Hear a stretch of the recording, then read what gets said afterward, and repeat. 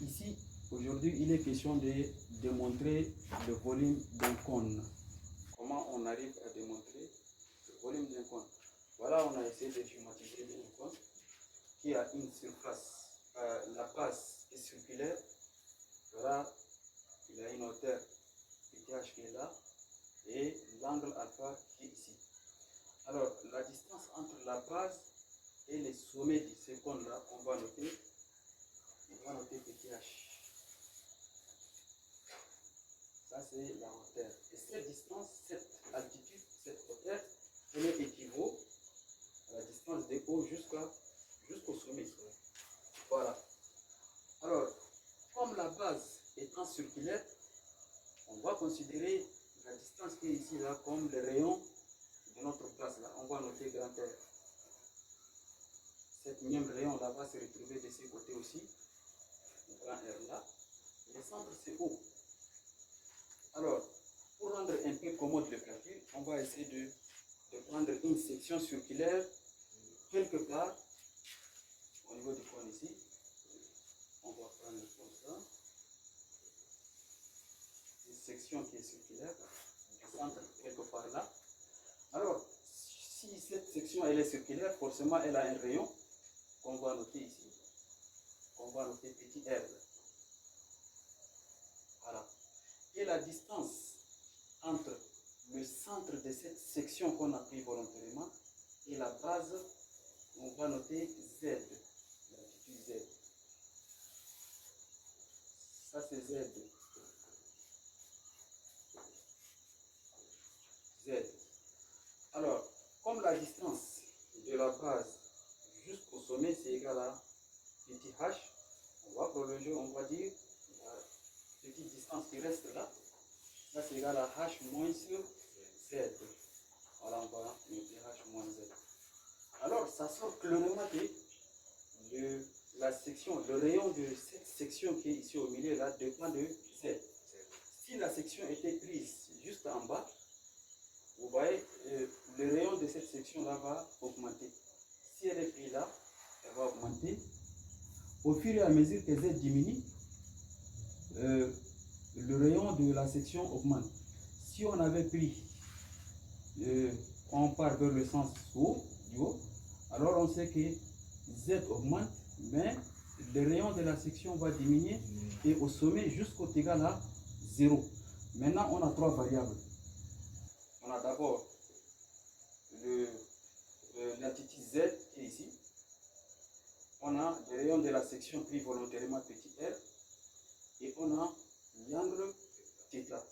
Alors ces trois variables là, on va essayer de les encadrer. Ils appartiennent à quel intervalle? D'abord l'angle θ, lui on sait qu'il appartient à l'intervalle de 0 jusqu'à dφ. Donc on dira θ appartient à l'intervalle de 0 à dφ. Ensuite, Z, ou bien on va essayer de prendre d'abord, pour déterminer, considérons le triangle qui est ici, le triangle là, ou bien ces triangles, puisqu'ils sont la même chose, qui est rectangle là, voilà le triangle. Regardez ma main, ça c'est la hauteur, et ça c'est l'hypoténuse de notre triangle, ça c'est les côtés opposés. Alors si on considère ces grands triangles là, on va essayer de calculer sa tangente. L'angle tangente de l'angle θ qui est ici. On va dire tangente de l'angle θ, c'est le côté opposé à l'angle θ divisé par le côté adjacent.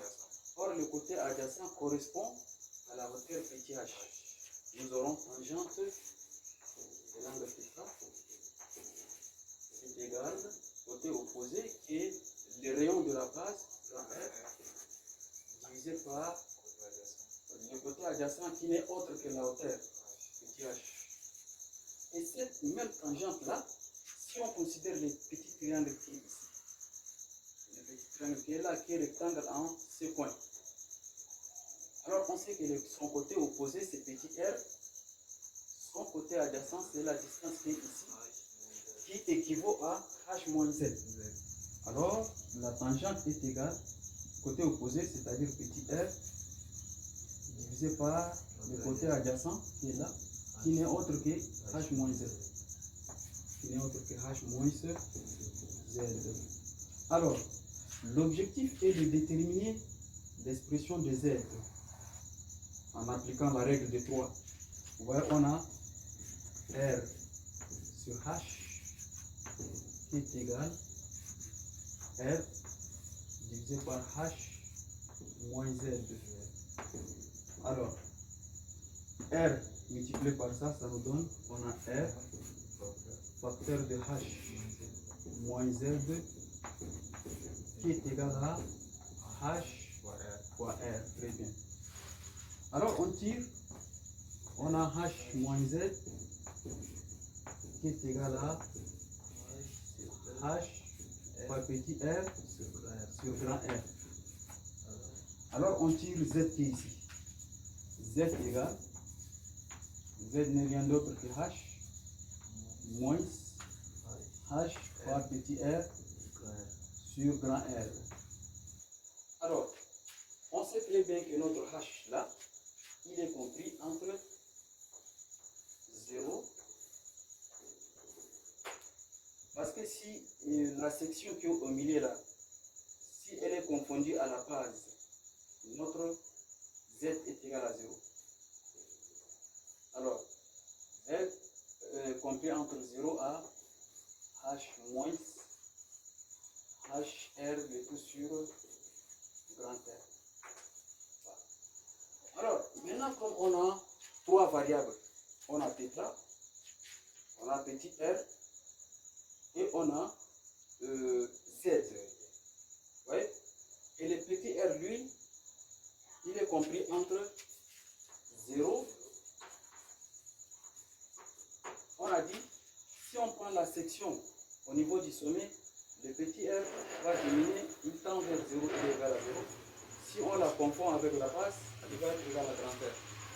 Alors, petit r, lui, il est compris entre 0 et grand R. 0 pourquoi?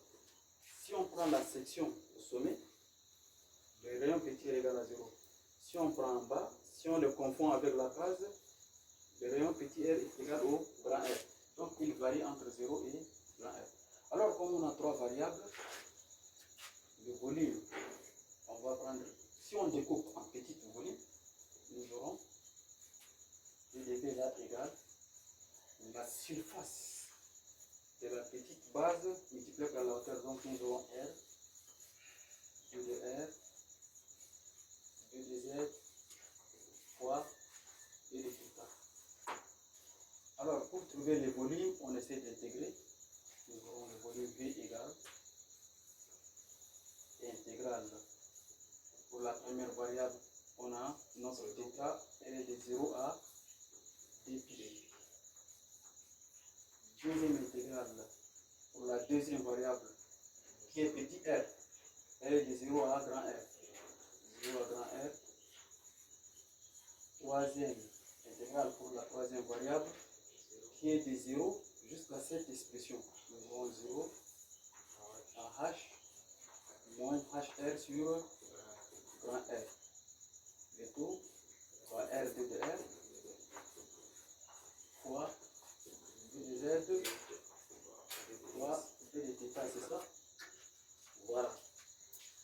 Alors, l'intégrale qui est ici, l'intégrale qui est là, c'est l'intégrale qui concerne la variable z. Là, nous aurons le R, ça devient une constante, on le fait sortir, ça nous donne 0 à dpi. Alors, 0 à R, petit r, c'est ça?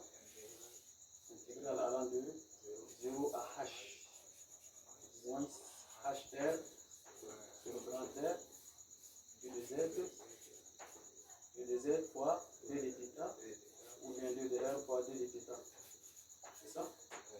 Alors, cette partie de l'intégrale, notre fonction c'est 1. Alors, on va intégrer 1. Comme la variable c'est z, la primitive de 1 c'est z. Là, nous aurons dpi, 0 à r, on a r qui est la variable, voilà, primitive de 1 c'est z, les bornes sont 0, h moins h fois r, les tout fois 2 de r et du θ, fois 2 de r fois 2 de θ. Alors, si on calcule l'image, ça va nous donner, on a 0 à dpi, 0 à r, fois r en facteur 2. Alors, on remplace l'image par h moins hr sur r. Donc, nous aurons h moins hr sur grand R. Voilà. 2 de r, 2 de θ. Voilà. Maintenant, pour rendre un peu simple le calcul, faisons entrer le r. Là, nous aurons l'intégrale allant de 0 à dpi, 0 à grand R et hr moins hr au carré, et tout sur r fois 2 de r fois 2 de θ. Alors, on va essayer d'intégrer cette intégrale. La variable, c'est petit r maintenant. On va chercher la primitive de cette expression qui est entre parenthèses. Alors, le volume devient l'intégrale allant de 0 à dpi par la primitive. La primitive de hr, h c'est une constante, r c'est une variable. La primitive de r c'est 1 demi de, on a h fois 1 demi de r carré, moins, c'est h sur grand R, c'est une constante. La primitive de r au carré, c'est 1 tiers de r au cube. Voilà. Le tout, les bornes sont 0 et grand R. Tout fois d de θ. Alors, on va essayer de calculer l'image par r moins l'image par 0. Or, l'image par 0, si on remplace le petit r par 0, ça va nous donner 0. Là, ça va rester seulement l'intégrale allant de 0 à dpi de h. D'abord, on met 1 demi de h fois grand R au carré moins 1 tiers de h sur grand R fois R au cube d de θ. Or, on peut simplifier cela. Là, nous aurons l'intégrale allant de 0 à dpi de h fois grand R de tout sur 2 moins h, on simplifie r ici avec le r là, ça reste r au carré sur 3 tout d de θ. Alors, maintenant, on cherche la primitive de cette fonction-là. Tout ça, c'est une fonction constante. Notre variable, c'est θ. Alors, pour chercher la primitive d'une constante, il suffit de multiplier la constante là par la variable. Là, nous aurons, tout ça, c'est égal h r carré sur 2 fois θ moins h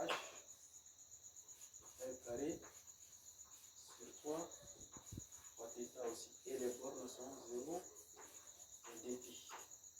Lorsqu'on remplace θ par 0, on va trouver cette quantité égale à 0. Donc, ce qui est important, c'est de remplacer par dpi. Là, nous aurons h fois r grand R au carré fois dpi le tout sur 2 moins h r carré fois dpi le tout sur 3. C'est ça? Voilà. Alors, ici, le 2 de iron, ce qui va nous rester, c'est, ça nous donne h r carré fois pi. Et puis moins, nous aurons 2h r carré fois pi. C'est tout sur 3. Alors, on va réduire le même dénominateur. 3 fois ça, ça nous donne 3h fois R au carré fois pi moins 2h R carré fois pi, le tout sur 3. Or, tout ça là, on a 3h R carré pi moins 2h R carré pi, c'est égal à seulement h R carré pi sur 3. Cela veut dire le volume, notre volume, le volume du cône qu'on essaie de chercher là, c'est 1/3 de pi, 1/3 de pi fois h R carré. Avec R bien sûr le rayon de la base qui est circulaire là. Voilà ce qu'il faut démontrer.